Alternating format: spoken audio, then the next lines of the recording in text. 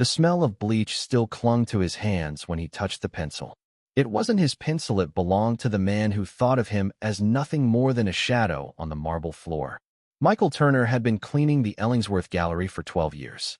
12 years of sweeping under million-dollar frames, of polishing glass cases that protected sculptures worth more than his entire life savings. Yet, not once, had anyone asked what he thought of the art. He was the man who made the gallery invisible because if you cleaned something right, no one noticed it was dirty in the first place. That night, the gala was at its peak. The Ellingsworth Autumn Auction was the kind of event that made headlines in art forum and had collectors flying in from New York, Paris, and Hong Kong. The gallery buzzed with the sound of champagne flutes clinking, silk gowns rustling, and the low hum of people trying to sound smarter than they were. Michael kept to the edges, mop in hand, eyes lowered. He wasn't supposed to be here during the gala. Normally, he cleaned in the early mornings before the world woke up. But a spill near the West Wing had called him in. He had barely finished drying the spot when a voice cut through the air. "Well, now, this is unusual." He turned and saw him, Richard Ellingsworth. The man himself. Silver hair, pressed tuxedo, eyes that had the polite chill of someone who had never worried about rent in his life. In his hand, a wine glass caught the light like liquid gold. "You like art?" Ellingsworth asked, tilting his head as though the very idea amused him. Michael hesitated. Yeah, I guess." Ellingsworth chuckled. "You guess? That's not very convincing. Tell you what, why don't you draw something? For fun." The words landed heavy. Not a suggestion, not even really a request. It was the kind of challenge that didn't expect an answer. Around them, a few guests slowed their conversations, their eyes shifting toward the scene. A black janitor holding a mop while the king of the gallery played patron. What a quaint little show. "I don't," Michael began. But Ellingsworth had already reached into a nearby table, pulling out a spare sketch pad and pencil. "Here, let's see what you can do." Michael stared at the pad. It was a trick, a game, a way to make himself look foolish in front of people whose watches cost more than his car. But the pencil, it felt right in his hand, like it belonged there. He set down the mop. The room shifted. Conversations dimmed as if curiosity had pulled the sound out of the air. Michael lowered himself to one knee, flipping open the pad. His hand moved slowly at first, lines, shadows, contours. But soon, the gallery around him began to fade. He saw not the room, but the image in his mind. Every stroke, every smudge, every curve of the pencil was deliberate. The first gasp came from a woman in emerald silk, then another from a man holding a program to the auction. Ellingsworth's smirk faltered. It took only 7 minutes. 7 minutes for Michael to finish what he hadn't done in years. Draw from his soul. He stood, the sketch pad in his hands, and handed it silently to Ellingsworth. The collector stared. It was a portrait, not of anyone in the room, but of a little girl, dark-skinned, hair in braids, smiling with the kind of joy that felt unbreakable. Every detail was alive. Her eyes shone, her hands clutched a tattered book like it was treasure. It was more than skill, it was truth on paper. "Who is this?" Ellingsworth asked, voice low. "My daughter," Michael said. "She passed away 8 years ago." The air in the room seemed to tighten. For once, no one had anything clever to say. Ellingsworth looked back at the drawing, and something unspoken flickered in his expression. But before he could speak, a voice from the crowd cut in. "I'll buy it." All heads turned. It was a man in a cream linen suit, a private collector from Florence. His eyes didn't leave Michael. "How much?" Michael blinked. "It's not for sale." "That's a shame," the man said. "Because this is better than anything I've seen here tonight." The words rippled through the crowd like a shockwave. Whispers ignited. The Ellingsworth Autumn Auction suddenly had a new star, and it wasn't hanging on the wall. Ellingsworth's jaw tightened. This wasn't part of his show. He had intended a moment of harmless amusement, not a disruption of the hierarchy. But Michael felt something he hadn't felt in a long time. Power. Not the kind that comes with money or status, but the quiet, unshakable kind that comes when you know exactly who you are and you let the world see it. Michael closed the sketch pad, but the image of his daughter lingered in the air like smoke no one could wave away. The crowd was still murmuring, some impressed, some doubtful, some simply confused about how a janitor could possibly create something so alive. Ellingsworth cleared his throat. stepping forward with a smile that didn't quite reach his eyes. "Well," he said, "that's remarkable. Truly remarkable." But Michael could hear the tightness under the praise, the sound of a man trying to take control back. "Tell me," Ellingsworth continued, "have you studied anywhere? Art school? Private instruction?" Michael's voice was steady. "No, just drew whenever I could." Ellingsworth chuckled softly, turning toward the guests as though sharing a private joke with them. "Raw talent, then. Quite extraordinary. And in a way, it's rather poetic, isn't it? Art emerging from the most unexpected corners of life." He didn't have to say it for people to understand. From a janitor. Michael looked at him for a long moment. He'd known men like this before, people who saw others not as equals, but as curiosities, tools, or ornaments for their own stories. It wasn't admiration he heard in Ellingsworth's voice, it was ownership. "I've got more where that came from," Michael said quietly. "But they're not here." "Oh." Ellingsworth's eyes lit up, a predator scenting opportunity.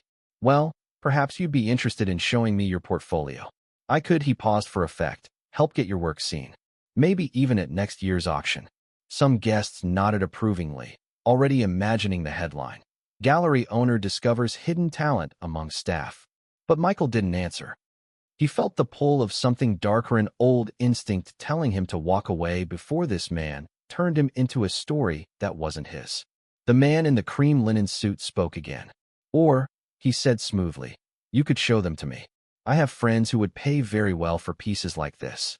Now the air was different. It wasn't just admiration, it was business. A few other collectors shifted closer, curiosity sharpening into interest. The balance in the room tilted. Ellingsworth noticed. "Well, hold on now," he said lightly. "This is my employee we're talking about. Let's not rush into, I'm not yours." Michael cut in, his voice low but unshakable. "You pay me to clean your floors. That's not ownership." A murmur went through the crowd.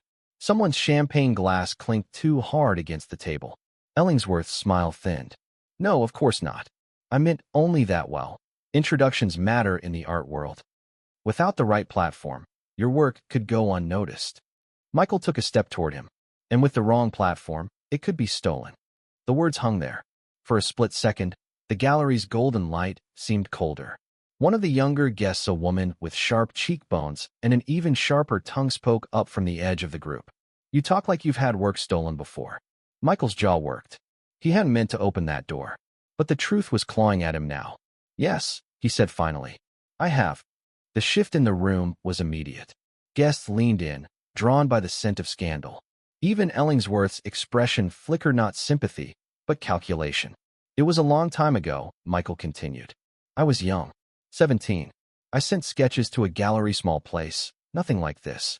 Weeks later, I saw one of my pieces hanging in their window, signed by someone else. They told me I must have been mistaken. And," the woman asked, "and I learned the hard way that talent without power is just bait for someone hungrier." Silence followed. In that moment, Michael could see the split in the crowd, those who saw him as a victim and those who saw him as prey. Ellingsworth recovered quickly, laughing softly as if to smooth over the tension. "Well, no one here is going to steal from you, my friend. We're all admirers of talent, aren't we?" The cream-suited man smirked. "Some of us admire without needing to own." A sharp exchange of looks passed between the two men, invisible to most of the crowd. Michael felt his pulse quicken. He hadn't been in a room like this in years, not since the fire. He shoved the memory back. This wasn't the time. The rest of the gala moved like slow water. Conversations resumed, laughter returned in careful doses, and waiters glided between clusters of guests with trays of sparkling wine. But every time Michael glanced up from his mop, he saw eyes on him. Some curious, some calculating, a few almost hungry.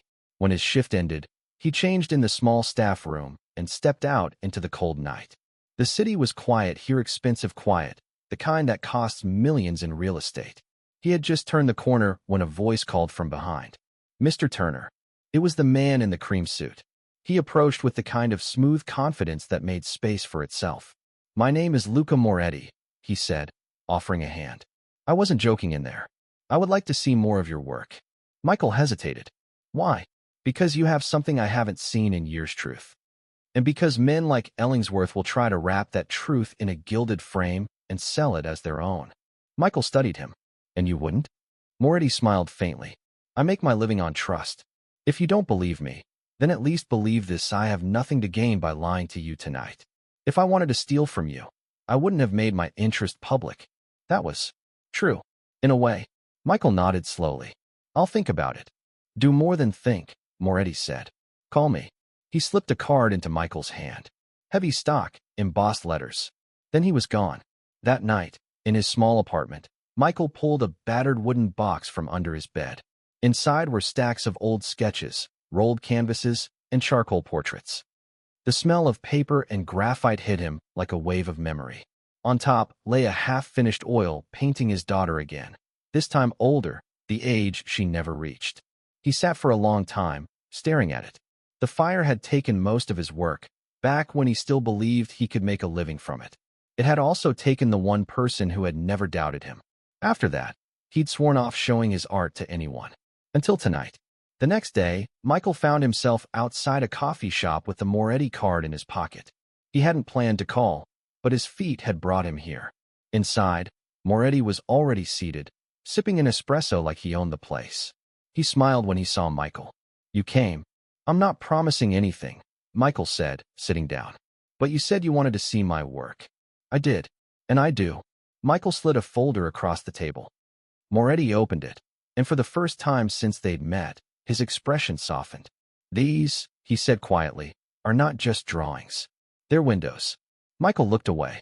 Moretti closed the folder. Let me make you an offer. One showing private, invitation only. You keep control of the work. I take no commission unless something sells. And if Ellingsworth finds out, well, let him stew. Michael hesitated. Why do you care about him? Moretti's smile turned thin. Let's just say he's collected more than paintings in his time. Some of us are tired of watching him build his empire on other people's backs. Michael sat back. The idea of showing his work again made his chest tighten, but so did the thought of letting Ellingsworth decide his fate. All right, he said. One showing. Moretti's grin widened. Good. Let's make it one he'll never forget. 2 weeks. That's how long Michael had before the private showing. In those 14 days, he worked his janitor shifts at the Ellingsworth Gallery by day, then went home and painted through the night. Sleep became something other people did. The smell of turpentine clung to his clothes. His hands stayed stained with oil pigments no amount of scrubbing could remove. Moretti had rented a loft space in the old warehouse district, high ceilings, exposed brick, and massive windows that caught the late afternoon light in warm amber. Art needs to breathe, he'd told Michael. This place gives it lungs. By the 5th day, the loft was filling with Michael's work: portraits, landscapes, scenes from memory. Each canvas carried a piece of him he hadn't shown anyone in over a decade. One night, as he was finishing the brushwork on a stormy seascape, Moretti stepped back from the easel, hands in pockets. You're not just good, he said. You're dangerous. Michael frowned. Dangerous?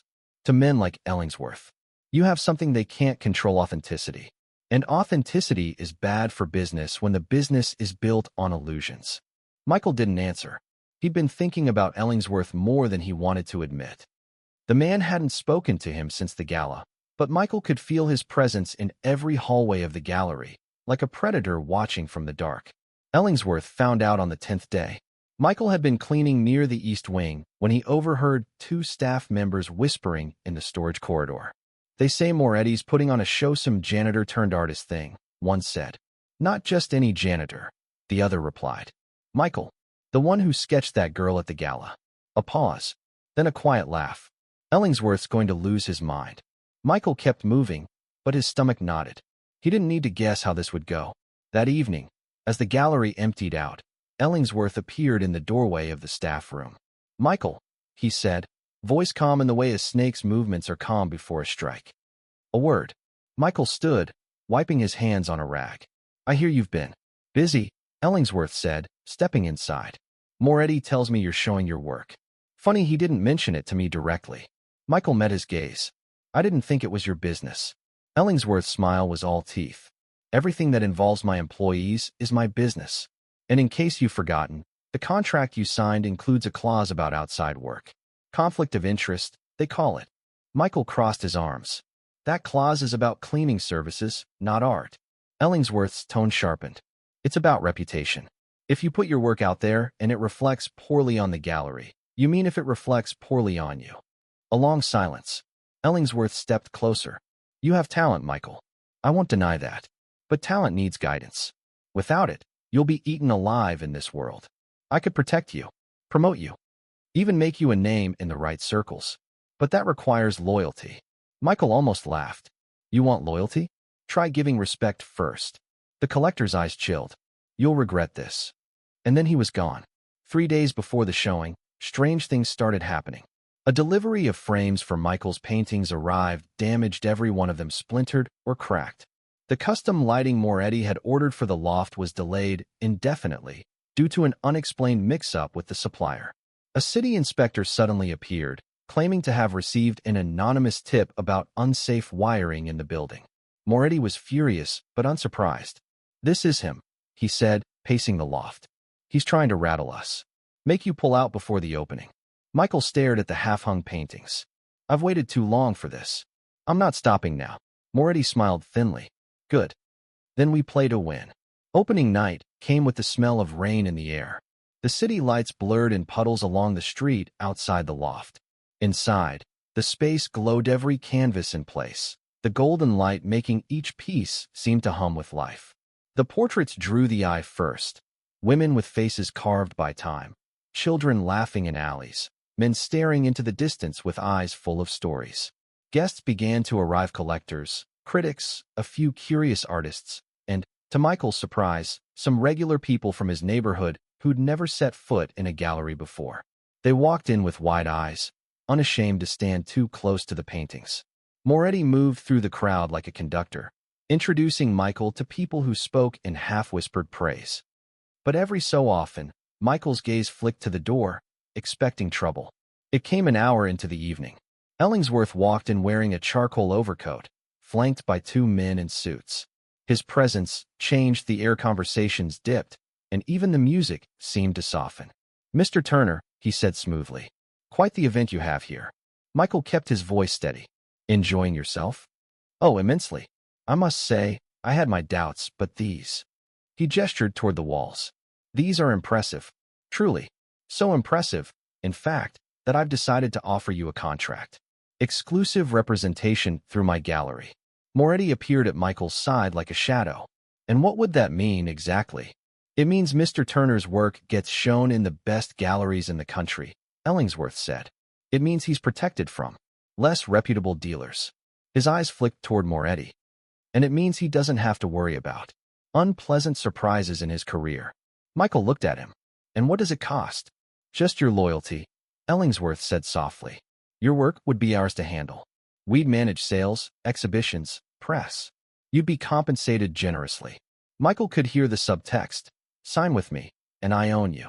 He shook his head. I'm not for sale. A faint crease appeared between Ellingsworth's brows.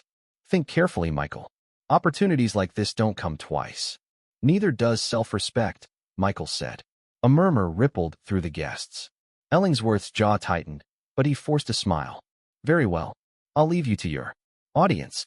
He turned and left, his 2 shadows following. Moretti exhaled slowly. You just made an enemy. Michael nodded. I think I already had one. The night ended with 5 pieces sold, each to a different buyer. More important than the money was the look on the faces of the people who bought them, like they were carrying away something alive. But Michael knew it wasn't over. Men like Ellingsworth didn't lose quietly. The trouble came faster than Michael expected. 2 days after the private showing, a rumor started swirling online. Michael Turner was a fraud. The posts claimed he was copying the work of an obscure European artist from the 1980s. Grainy side-by-side images were circulating Michael's paintings next to older pieces that had a passing resemblance. The implication was clear.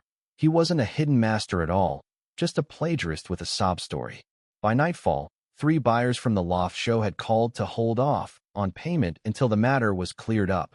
Michael sat in his apartment staring at the glowing screen, his hands curled into fists. He didn't need to guess who was behind it. The precision, the timing, it was Ellingsworth's kind of move.